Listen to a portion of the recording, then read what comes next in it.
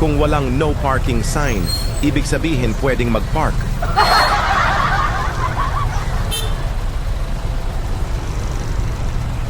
Bakit hindi ako sumingit? Kasi may nakaangkas sa akin kaya mas mainam na huwag sumingit sa ganitong pagkakataon. Safety first!